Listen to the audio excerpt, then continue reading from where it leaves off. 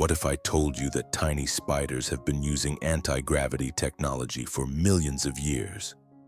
And what if the same physics that lets an 8-legged creature float through the sky is exactly what's powering those mysterious craft the government keeps denying exist? Here's the thing. This isn't some fringe theory from the dark corners of the internet.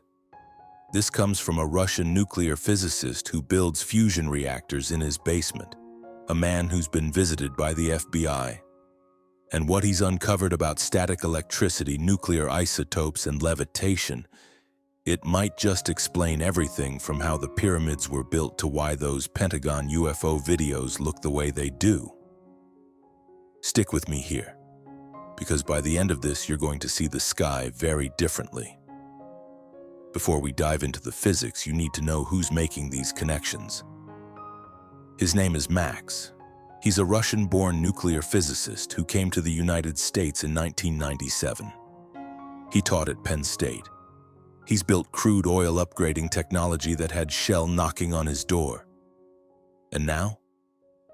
He manufactures nuclear detection equipment that gets sold to MIT, Purdue, and Texas Tech. Oh, and he's currently building a working fusion reactor in his house in Florida. When the FBI came knocking, they took his phone. But they couldn't take what he knows, and what he knows about static electricity and levitation. It's the kind of thing that makes you wonder why we're still burning fossil fuels. This isn't a guy making things up for clicks. This is someone who publishes in Nature scientific reports. Someone whose fusion research paper became one of the top downloaded in the journal. Now here's where things get interesting. Max was researching how ancient civilizations might have moved massive stone blocks. And in that research, he stumbled onto something that changed everything. Spiders. Specifically, a species of spider that scientists have found thousands of miles out at sea, on ships, in the middle of the ocean, and for years nobody could figure out how they got there. These spiders were showing up in places they had absolutely no business being, so researchers collected them, put them in controlled environments, and started experimenting. What they discovered was remarkable. These spiders can sense the Earth's electric field. And when that field reaches a certain strength, they deploy a piece of spider silk that carries a negative charge. The ground beneath them is also negatively charged. And what happens when two negative charges meet? They repel each other. The spider literally floats. It levitates. Not because of wind currents or thermal updrafts, because of electrostatic repulsion. This is called ballooning. And it's been documented in peer-reviewed research. Scientists applied electric fields to spiders in controlled tin containers with no air movement whatsoever. When the field strength increased, the spiders changed their behavior. They started deploying silk, and when the field was strong enough, they lifted off. Let me give you some context here. We don't just live on a planet. We live inside a giant electrical system. The surface of the Earth carries a negative charge. The ionosphere, that layer of atmosphere about 50 miles up, carries a positive charge. And between them, a constant electric field. This isn't controversial. This is basic atmospheric physics. It's what creates lightning during thunderstorms. The system literally recharges itself every time there's a storm. Now here's what Max pointed out. There are places on Earth where this field is so strong that if you go there, your hair will stand on end. You'll hear crackling. The Gobi Desert in Mongolia is one of these places. People have documented this. It's actually considered dangerous because the discharge can strike you like lightning. Nature has been using this electric field for millions of years. Spiders figured it out. Clouds use it. Water droplets in clouds carry static charges that help keep them suspended. When those charges neutralize, that's when you get rain. We've known about this. We just haven't been using it. Now Max takes this further. And this is where his nuclear physics background becomes crucial. He explains that certain radioactive isotopes emit what are called beta particles. These are essentially high-energy electrons. And when you have a material that's constantly emitting electrons, you're constantly building up negative charge. Think about that for a second. If you could coat an object with an isotope that continuously produces negative charge, and you place that object in Earth's electric field, the ground would push against it, just like it pushes against the spider's silk. Max puts it simply.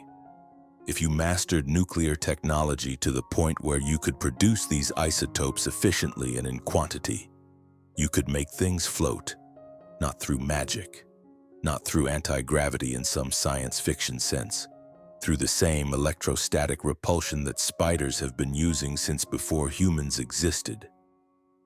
He even discovered this principle accidentally in his own lab. While running oil through dielectric tubes for his fusion reactor, so much static charge built up that the oil surface inside his vessel curved like a crescent moon. Sparks were jumping across his equipment.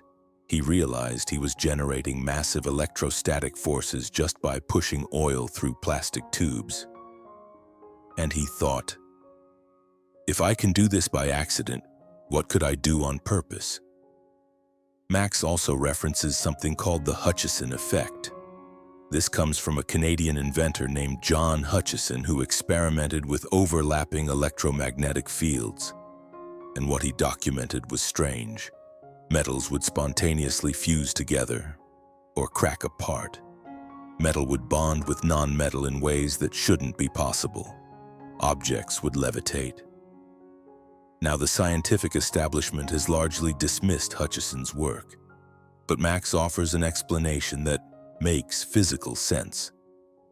When you oversaturate a material's crystalline structure with electrons, you change its properties. A solid material can become malleable. Its relationship with gravity and other forces shifts. Max has seen samples from Hutchison's experiments personally. He says they haven't been faked. And the best explanation he's found is that under certain electromagnetic conditions, you can fundamentally alter how matter behaves. This connects back to the beta particle idea. If you're flooding a material with electrons, you're not just building surface charge. You might be changing the material itself at a structural level. Now here's where we need to talk about what the government might already know. Since the 1940s, there have been reports of craft that move in ways conventional physics can't explain. No visible propulsion, no sonic boom despite incredible speeds. Right-angle turns at velocities that would kill any human pilot. In 2017, the Pentagon confirmed the existence of the Advanced Aerospace Threat Identification Program. They admitted they'd been studying unidentified aerial phenomena, and the videos they released showed objects that seemed to defy everything we know about flight. But here's what Max suggests. What if these aren't defying physics at all? What if they're using physics we understand but haven't publicly developed? If a craft could generate sufficient negative charge, and if it operated within Earth's electric field, it wouldn't need conventional propulsion. It would be pushed by the planet itself. No exhaust, no noise, just electrostatic force. The technology to do this would require mastery of nuclear science, the ability to produce specific isotopes that emit beta particles continuously, the engineering to contain and direct those emissions, and the materials science to handle the effects on the craft's structure. This isn't science fiction. Every component of this exists. We just haven't seen them combined publicly. Ben Rich, the former head of Lockheed's Skunk Works, the division that created the SR-71 Blackbird and the F-117 stealth fighter, allegedly said before his death that we already have the technology to take ET home. He reportedly said that anything you can imagine we already know how to do. Now, I can't verify that quote, but Skunk Works has a documented history of developing technology decades ahead of what the public knows about. Max makes another interesting point. This technology would be even easier to implement in a controlled environment, like a tunnel. In open air, Earth's electric field varies. Weather affects it. Geography affects it. But in a tunnel, you could control the field precisely. You could boost it. You could create conditions where objects levitate reliably and move at incredible speeds with minimal energy. This might explain the persistent rumors about underground transit systems connecting military bases, systems that supposedly move people and materials at speeds that seem impossible. If you had a tunnel lined with the right materials generating the right electromagnetic conditions, you wouldn't need maglev trains, you wouldn't need any conventional propulsion at all. Objects would simply move, pushed by fields you control completely. It sounds like science fiction, but every piece of the physics is real. We just haven't seen it applied this way. Publicly. Now Max takes this thinking even further back, to ancient Egypt, to the megalithic structures that still puzzle engineers today. How do you move a 100-ton granite block 500 miles from Aswan to Giza? The conventional answer involves ramps, rollers, and thousands of workers. But Max asks a simple question. How do you feed thousands of workers doing that kind of labor? The logistics alone seem impossible, but what if an advanced civilization understood what the spiders understand? What if they could coat a massive stone with a material that generated continuous negative charge? The stone wouldn't become weightless, but it would become light enough to push, like a ship floating on water. Max points out that if you mastered nuclear technology, producing the right isotopes would be straightforward. Apply them to a stone block, and Earth's electric field does the heavy lifting. Literally. He's not saying this is definitely what happened. He's saying the physics allows for it. And when you look at structures that seem impossible to build with Bronze Age technology, having a physically plausible alternative explanation matters. The spiders didn't invent this. They discovered it. They evolved to use what was already there. Maybe ancient builders did the same thing. Maybe they understood something about this planet that we forgot. All right, let's separate what we know from what we're speculating about. The spider ballooning research is real. It was published in Current Biology in 2018 by researchers at the University of Bristol. They demonstrated that spiders can detect electric fields and use electrostatic forces to achieve lift independent of wind. That's verified science.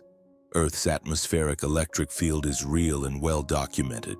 The surface carries negative charge, the ionosphere carries positive charge, and this system recharges through thunderstorms.